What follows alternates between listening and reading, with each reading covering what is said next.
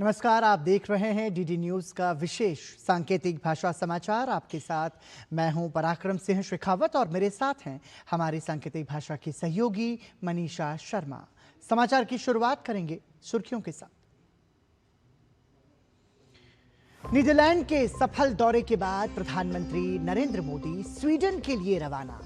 प्रधानमंत्री ने नीदरलैंड में प्रतिष्ठित द ऑफस्लाउटडेक बांध का किया दौरा। ये बांध जल प्रबंधन, बाढ़ से बचाव और मीठे पानी के सुरक्षित भंडारण का उत्कृष्ट उदाहरण।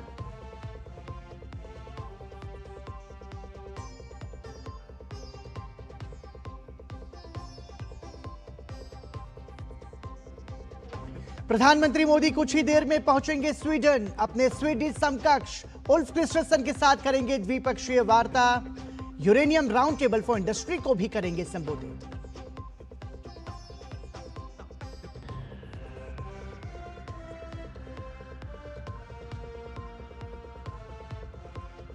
गुजरात को विकास परियोजनाओं का उपहार। केंद्रीय गृह मंत्री अमित शाह ने अहमदाबाद में मिलियन माइंड्स टेक पार्क और ग्रीमी सिटी कैंपस का किया उद्घाटन।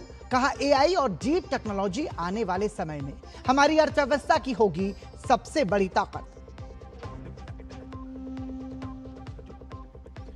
मध्य प्रदेश में धार की भोजशाला में उमड़े श्रद्धालु। केंद्रीय राज्य मंत्री सावित्री ठाकुर ने की पूजा। कहा, यह भारतीय संस्कृति और सनातन परंपरा का प्रतीक।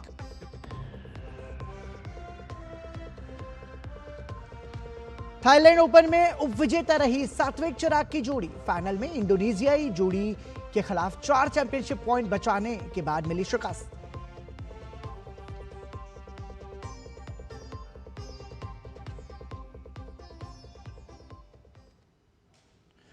और सुर्खियों के बाद बढ़ते हैं आगे और आपको बता दें कि नीदरलैंड में अपनी ऐतिहासिक और बेहद सफल यात्रा का समापन करने के बाद प्रधानमंत्री नरेंद्र मोदी अपनी 5 देशों की महत्वपूर्ण विदेश यात्रा के तीसरे चरण के लिए रवाना हो गए हैं। नीदरलैंड के इस दौरे पर भारत ने कूटनीतिक सफलताओं के नए झंडे गाड़े हैं। इस यात्रा के दौरान जल प्रबंधन, स्वच्छ ऊर्जा और सेमीकंडक्टर जैसे महत्वपूर्ण क्षेत्रों में रणनीतिक समझौतों पर मुहर लगी है।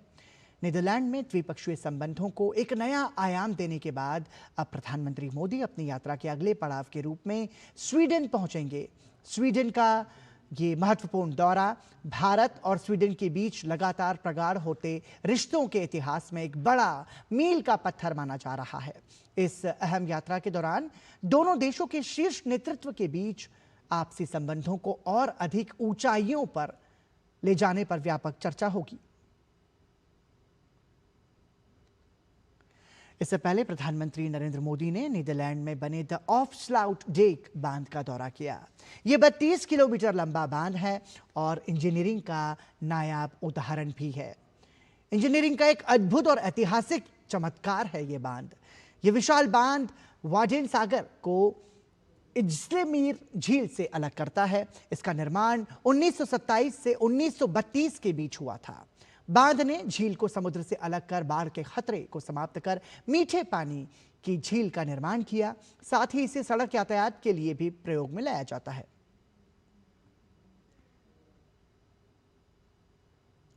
स्वीडन के गोथेनबर्ग शहर में स्थित इंटरनेशनल हाउस गोथेनबर्ग वहां बसने वाले और काम करने में भारतीय प्रवासियों की बड़ी मदद कर रहा है।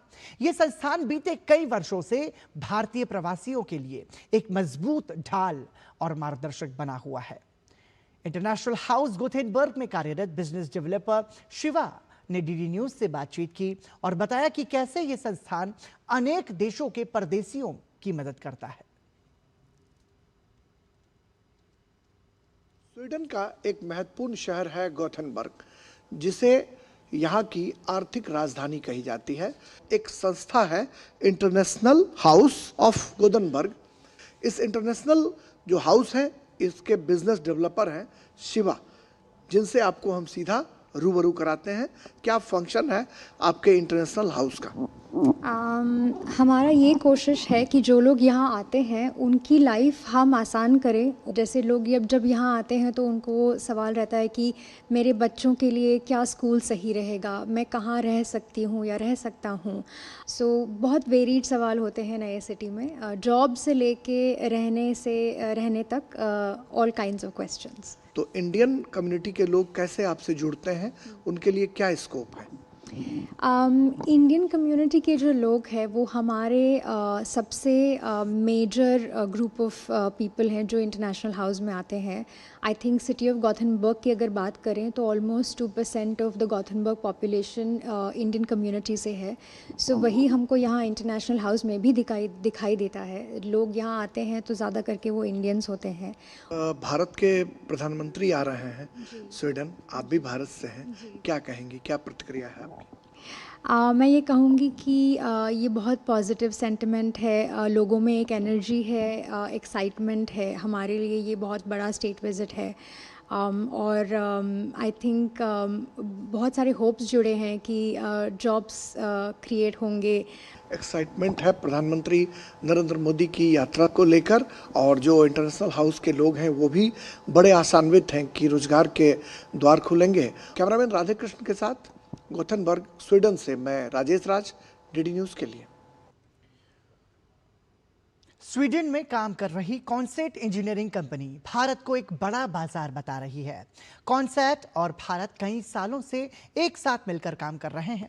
ये कंपनी भारत की तेज आर्थिक वृद्धि और बढ़ते उद्योगों को आधुनिक तकनीक से जोड़ने की दिशा में काम कर रही है। कॉन्सेट इंजीनियरिंग के हेड ऑफ डिजिटल बिजनेस विनयधर ने डीडी न्यूज से बातचीत में बताया कि हम भारत जनरेटिव एआई का एक बड़ा बाजार बन सकता है। नरेंद्र मोदी स्वीडन आ रहे हैं, गोथेनबर्ग, जो आर्थिक राजधानी कही जाती है स्वीडन की, और यहाँ पर व्यापार की कितनी संभावनाएं हैं हिंदुस्तान और स्वीडन के बीच, इस पर हम बातचीत करेंगे विनयधर, जो कॉन्सेट कंपनी के डिजिटल हेड हैं। सबसे पहले अगर आप ये देखें कि स्वीडन और इंडिया हमारी रिलेशनशिप 100 साल पुरानी है। बहुत बड़ी बड़ी कंपनीज, एरिक्सन, एसकेएफ, वोल्वो, ये सब एस्टैब्लिश्ड हैं इंडिया में, और इनके थ्रू बहुत सारा इनोवेशन हुआ है दो देशों में। पीएम मोदी जी के आने से ये चीज़ और बढ़ेगी, और सबसे ज़्यादा अपॉर्चुनिटी जो फ्यूचर में है, आपको पता ही है, जेन एआई, और स्वीडन को यूनिकॉर्न ऑफ जेन एआई माना जाता है ऑफ यूरोप। भारत के प्रधानमंत्री और स्वीडन सरकार के जो बीच वार्ता होगी उसमें आप कॉस्मेट जैसी जो कंपनियां हैं उन कंपनियों के लिए राह आसान होगी। बिल्कुल, स्वीडन को नंबर 2 माना जाता है और नंबर 3 माना जाता है ग्लोबल लेवल पे बीइंग मोस्ट इनोवेटिव कंट्री, और पीएम मोदी जी के यहाँ आने से वो रास्ता खुल जाता है कि इनोवेशन इंडिया आ जाए। इस इनोवेशन के सब्जेक्ट पे हम लोग कॉन्सेट एक्चुअली एक बहुत बड़ा प्रोग्राम रन कर रहे हैं इंडिया में। उस प्रोग्राम का नाम है 1 मिलियन फाउंडर, जिसमें हम बेसिकली स्वीडन का innovation thinking, design thinking school के बच्चों के लिए ला रहे हैं। स्वीडन की जो अनेक कंपनियां हैं उन कंपनियों के लिए भारत एक मजबूत पार्टनर के रूप में उभर रहा है, और आने वाले दिनों में प्रधानमंत्री नरेंद्र मोदी के स्वीडन आगमन के बाद ये उम्मीद जताई जा रही है कि इन कंपनियों का जो प्रसार है वो भारत में बढ़ेगा, और भारत और स्वीडन दोनों मिलकर व्यापार के एक नए अध्याय की शुरुआत करेंगे। कैमरामैन राधे कृष्ण के साथ गोथेनबर्ग, स्वीडन से मैं राजेश राज, डीडी न्यूज के लिए। केंद्रीय गृह मंत्री अमित शाह ने अहमदाबाद में नेशनल इंस्टीट्यूट ऑफ डिजाइन के गांधीनगर परिसर में इंक्यूबेशन एंड इनोवेशन सेंटर का उद्घाटन किया। इस दौरान उन्होंने कहा कि एनआईडी की स्थापना कला और डिजाइन के व्यावसायिक संभावनाओं का पूरा लाभ उठाने के लिए की गई थी। गृह मंत्री अमित शाह ने यह भी जोर देकर कहा कि एनआईडी को इस दिशा में आगे बढ़ना चाहिए ताकि भारत में डिजाइन क्षेत्र की सभी संभावनाओं को उजागर किया जा सके और युवा इसे निसंकोच करियर विकल्प के तौर पर अपना सके। और आपको बता दें कि केंद्रीय गृह मंत्री अमित शाह गुजरात के अहमदाबाद स्थित नवनिर्मित मिलियन माइंड्स टेक पार्क और ग्लोबल कैपेबिलिटी सेंटर कैंपस के उद्घाटन समारोह में भी शामिल हुए। ये प्रोजेक्ट गुजरात को न्यू एज टेक्नोलॉजी सेक्टर में नई पहचान देगा और हजारों युवाओं के लिए रोजगार के अवसर तैयार करेगा। कार्यक्रम में मुख्यमंत्री भूपेंद्र पटेल और राज्य गृह मंत्री हर्ष संघवी समेत कई उद्योगपति और टेक सेक्टर से जुड़े प्रतिनिधि भी मौजूद रहे। इस मौके पर गृह मंत्री अमित शाह ने कहा कि गुजरात अब सिर्फ औद्योगिक विकास तक ही सीमित नहीं रहेगा, बल्कि न्यू एज टेक्नोलॉजी सेक्टर में भी देश का नेतृत्व करेगा। गुजरात जो वर्षों से आजादी के समय से हर क्षेत्र में देश का नेतृत्व कर रहा है, न्यू एज टेक्नोलॉजी के क्षेत्र में भी गुजरात देश का नेतृत्व करे और पूरा देश और दुनिया जानता है कि गुजरात ने मजबूती के साथ जिस क्षेत्र में कदम रखा है वहां टॉप 1, 2, 3 जाने में कभी गुजरात देर नहीं लगाता। मुझे भरोसा है कि यहां पर भी हम यही इतिहास का पुनरावृत्ति करेंगे।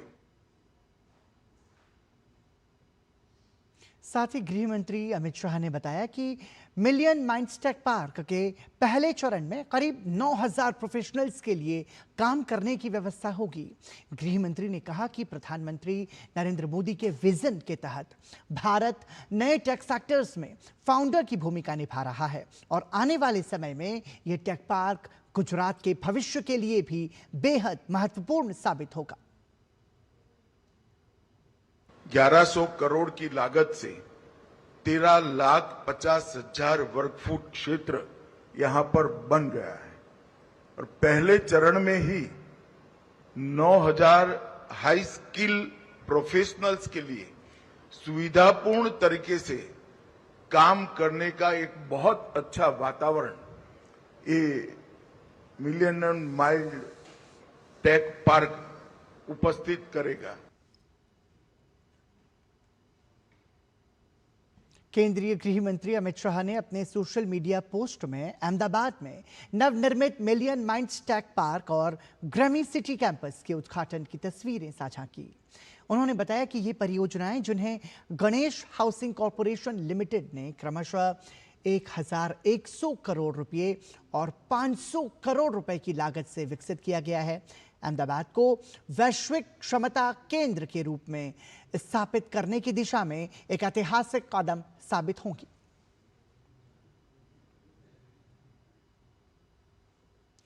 डोमिनिका दौरे पर गए केंद्रीय मंत्री पवित्रा मार्गेरिटा ने यहां की खूबसूरत कलिनागो टेरिटरी का दौरा किया और वहां के लोगों से मुलाकात की। सोशल मीडिया पोस्ट में उन्होंने लिखा कि भारत संयुक्त राष्ट्र विकास कार्यक्रम यानी UNDP के साथ साझेदारी के जरिए कलिनागो समुदाय के समर्थन के लिए प्रतिबद्ध है। उन्होंने कहा कि प्रधानमंत्री नरेंद्र मोदी के गतिशील नेतृत्व में भारत साझा लोकतांत्रिक मूल्यों और दक्षिण सहयोग के आधार पर डोमिनिका के साथ अपनी मित्रता को और गहरा करने के लिए भी प्रतिबद्ध है।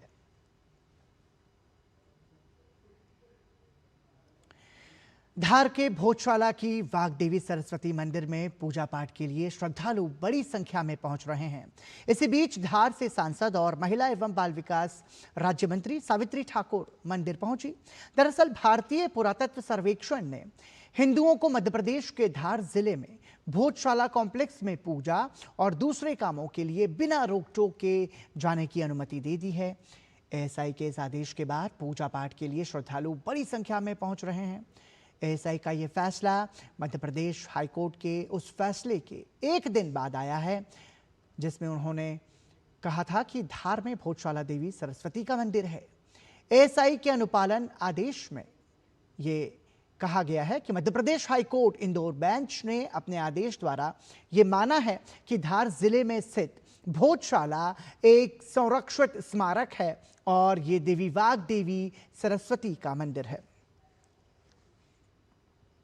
शुरू से ही मैं यहाँ पर दर्शन के लिए आती हूँ और सभी हमारे हिंदू समाज के लिए अब खुला हो गया। कोर्ट ने अब निर्देश कर दिए कि हिंदू समाज के लिए हमेशा ये खुला रहेगा, वो दर्शन कर सकते हैं, अपना ज्ञान अर्जित कर सकते हैं। राजा भोज ने बनाई थी और आर्कियोलॉजिकल के आधार पर कोर्ट ने डिसीजन दे दिया अब हिंदू समाज के लिए हमेशा के लिए खुला है। आपका जब तक उसके आधार पे निर्णय नहीं था तो आप यहाँ नमाज पढ़ते थे, पर अब क्योंकि कोर्ट ने निर्णय किया, कोर्ट को सर्वोच्च न्यायालय माना जाता है और इसको सभी को जनता को स्वीकार करना है। धार जिले में माननीय उच्च न्यायालय के निर्णय के बाद इसके अलावा पुरातत्व विभाग और संस्कृति मंत्रालय के द्वारा जो दिशा निर्देश दिए गए थे कैसे पूजा विधि होगी और किस समय से किस समय पूजा विधि होगी, उसके अनुपालन में कल एक समन्वय बैठक की गई थी। इस बैठक में जो निर्णय लिए गए थे उसी के अनुपालन में आज ये पूजा हो रही है, जिसमें आज हमने भी भागीदारी करी। सुरक्षा की दृष्टि से यदि आप बात करें तो सभी जो पिछले 4-5 दिन से लगातार पॉइंट्स लगे हैं, वो चाहे फिक्स्ड हो, पेट्रोलिंग हो, हाई राइज हो, मिश्रित आबादी के क्षेत्र हो या फिर आपके जो धार्मिक स्थल और क्षेत्र है वहाँ पे जो लगातार हमारे द्वारा मौजूदगी बनाई गई है और इसमें हम सुनिश्चित कर रहे हैं कि शांति सौहार्द भाईचारा बनाए रखें। माननीय उच्च न्यायालय का निर्णय जो है उसमें मुझे लगता है कुछ लोग ठीक से शायद समझ नहीं पाए होंगे और जिन तक ये नहीं पहुंचा है उन पे व्यक्तिगत जाके हर मोहल्लों में हम लोग बैठ के करेंगे और ये जो भी उनके दिशा निर्देश हुए हैं उसी के अनुपालन और अनुक्रम में हम आगे ही कार्रवाई सुनिश्चित करेंगे। आदिकाल से भोजशाला मंदिर और आध्यात्म का एक बड़ा केंद्र रहा है। विगत कुछ वर्षों से यहाँ पर नमाज भी अदा की जा रही थी, तो आज इस संदर्भ में सबसे पहले सकल हिंदू समाज एकत्रित होकर संतों और आचार्यों के साथ मिलकर इसका शुद्धिकरण कर पुनः यहाँ नई अखंड ज्योत को विराजमान कर पूजन अर्चन आरंभ कर रहा है। अयोध्या के राम मंदिर का मिलना जितना बड़ा था उतना ही बड़ा धार में हमारी वाग्देवी की विजय है। और आपको बता दें कि इस बीच कांग्रेस सांसद दिग्विजय सिंह ने ग्वालियर में प्रेस वार्ता कर कहा कि एएसआई द्वारा संरक्षित स्मारक पूजा अर्चना का स्थान नहीं हो सकता। उन्होंने ये भी दावा किया कि पूर्व में दी गई एक रिपोर्ट में भोजशाला के मंदिर होने के स्पष्ट साक्ष्य नहीं मिलने की बात कही गई थी। दिग्विजय सिंह का ये बयान ऐसे समय में आया है जब हाईकोर्ट की टिप्पणी एएसआई के आदेश और सर्वे से जुड़े निष्कर्षों के बाद भोजशाला को लेकर हिंदू पक्ष का दावा और मजबूत होता दिखाई दे रहा है। ऐसे में कांग्रेस के इस रुख पर सब सवाल उठने लगे हैं और विरोधी इसे पार्टी की तुष्टीकरण राजनीति से जोड़कर देख रही है। एएसआई का जो मॉन्यूमेंट प्रोटेक्टेड होता है वहाँ पूजा स्थल नहीं होता है। जब उमा भारती जी मुख्यमंत्री थी तो शासकीय वकील उस समय जो थे सुमित्रा महाजन जी के पति, उन्होंने आर्कियोलॉजिकल सर्वे ऑफ इंडिया की रिपोर्ट दी थी जिसमें इस बात का उल्लेख किया गया था कि भोजशाला में कहीं भी मंदिर होने के प्रमाण नहीं मिले। ये बात है 2004 से 2006 के बीच में। हाईकोर्ट का फैसला इतना वेग है, उसके बारे में अध्ययन किया जा रहा है और जब तक अध्ययन पूरा ना हो जाए मुझे उस पर कहना मेरा उचित नहीं है। क्या रुक रहे हैं एक छोटे से ब्रेक के लिए, देखते रहिए डीडी न्यूज। जब धरती चीर कर निकलता है लोहे का पत्थर और मिलता है मोंगिया के जोश से, फिर तपता है, पिघलता है और बनता है फौलाद। अब होता है सरिया सारी खूबियों के साथ। मोंगिया स्टील, मजबूत देश का मजबूत सरिया। क्यूआर कोड स्कैन करो, 5000 का कैशबैक पाओ। वाह, दिल बन गया। यूपीआई पिन एंटरिंग सिर्फ पैसे भेजने के लिए है। आरबीआई कहता है जानकार बनिए, सतर्क रहिए। दिल्ली की राउज एवेन्यू कोर्ट ने नीट पेपर लीक मामले में आरोपी मनीषा गुरुनाथ मंधारे को 14 दिन की सीबीआई हिरासत में भेज दिया है। सीबीआई ने मनीषा गुरुनाथ पर बायोलॉजी पेपर लीक की साजिश में शामिल होने का शक जताया है। जांच एजेंसी के अनुसार मनीषा एनटीए की एक्सपर्ट टीचर थी और उन्होंने प्रश्न पत्रों के अनुवाद और तैयारियों में महत्वपूर्ण भूमिका निभाई थी। आरोप है कि मनीषा मंधारे ने पेपर कथित रूप से सह आरोपियों तक पहुंचाया था। इससे पहले 14 मई को इस मामले में मनीषा वाघमारे को भी पुणे से गिरफ्तार किया गया था। दोनों आरोपियों को अदालत में पेश करने के बाद आगे की जांच के लिए दिल्ली लाया गया। इस बीच सीबीआई ने देश भर में 6 स्थानों पर छापेमारी कर लैपटॉप, मोबाइल फोन, बैंक दस्तावेज और अन्य महत्वपूर्ण सामग्री जब्त की है, जिनकी जांच जारी है। मामले में 12 मई को शिक्षा विभाग की लिखित शिकायत के आधार पर एफआईआर दर्ज की गई थी, जो नीट यूजी 2026 परीक्षा के कथित पेपर लीक से जुड़ी है।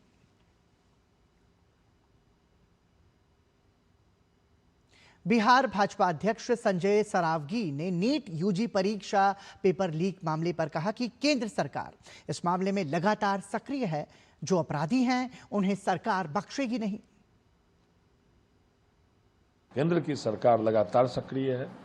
जो भी इसमें मास्टरमाइंड से लेकर जो लोगों ने यह इतना बड़ा अपराध किया है, बच्चों के जीवन से खेला है, उसको किसी हालत में भी सरकार बख्शने वाली नहीं है। और आप देख रहे हैं लगातार कार्रवाई हो रही है, सीबीआई को जांच दी गई और उसके साथ साथ बड़ी मात्रा में कार्रवाई हो रही है।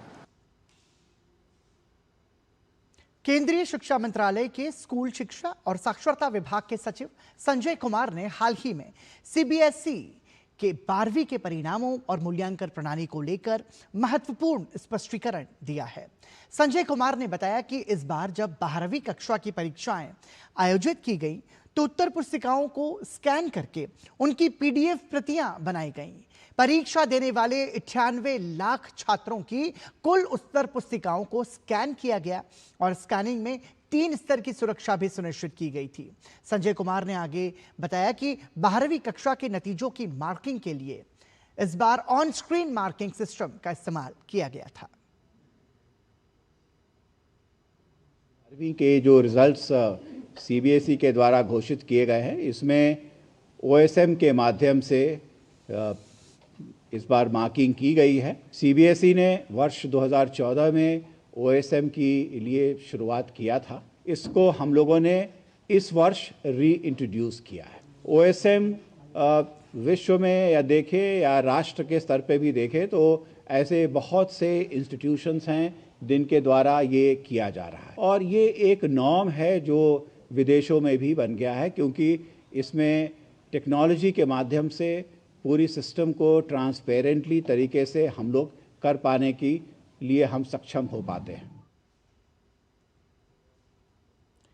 वैश्विक ऊर्जा संकट के बीच प्रधानमंत्री नरेंद्र मोदी की नागरिकों से ईंधन की खपत कम करने की अपील के बाद डीएमआरसी ने दिल्ली मेट्रो को लेकर एक बड़ा फैसला लिया है। डीएमआरसी ने घोषणा की है कि 18 मई 2026 से हर सोमवार 6 अतिरिक्त मेट्रो ट्रेन के जरिए 24 अतिरिक्त फेरे संचालित किए जाएंगे। वहीं अन्य दिनों में भी जरूरत के मुताबिक अतिरिक्त सेवाएं चलाई जाएंगी ताकि यात्रियों को निर्बाध और सुगम यात्रा सुविधा मिल सके। डीएमआरसी ने कहा है कि बढ़ती मांग को देखते हुए यात्री संख्या पर लगातार नजर रखी जाएगी और आवश्यकता पड़ने पर अतिरिक्त कदम उठाए जाएंगे। डीएमआरसी के मुताबिक ऊर्जा सुरक्षा, आर्थिक मजबूती और पर्यावरणीय स्थिरता में मास ट्रांजिट की महत्वपूर्ण भूमिका को ध्यान में रखते हुए मेट्रो सेवाओं को और अधिक सुविधाजनक, सुरक्षित और सुलभ बनाने के लिए कई रणनीतिक पहल की जा रही हैं ताकि ज्यादा से ज्यादा लोग मेट्रो सेवाओं को अपनाएं। पश्चिम बंगाल सरकार ने राज्य के 7 राष्ट्रीय राजमार्ग खंडों का प्रबंधन अब सीधे राष्ट्रीय राजमार्ग प्राधिकरण और राष्ट्रीय उच्च गति सड़क निगम को सौंप दिया है। इससे पहले ये खंड राज्य पीडब्ल्यूडी के एनएच विंग के अधीन थे और इनका औपचारिक हस्तांतरण अब संपन्न हो गया है।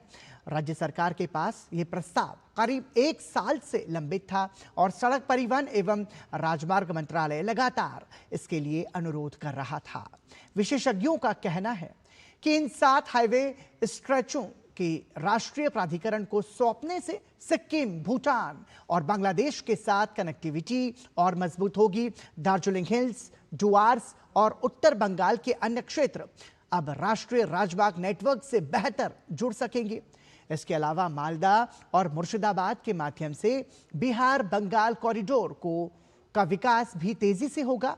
मुर्शिदाबाद, नदिया और उत्तर 24 परगना से घोजा डांगा इंडो बांग्लादेश बॉर्डर तक सड़क संपर्क मजबूत होगा, जिससे रणनीतिक और सीमावर्ती इलाकों में परिवहन ढांचे को बड़ा लाभ मिलेगा। और इसी के साथ ही जीजी न्यूज़ के इस विशेष सांकेतिक भाषा समाचार में अभी के लिए इतना ही। मुझे और हमारी सांकेतिक भाषा की सहयोगी मनीषा शर्मा को दीजिए अनुमति। नमस्कार।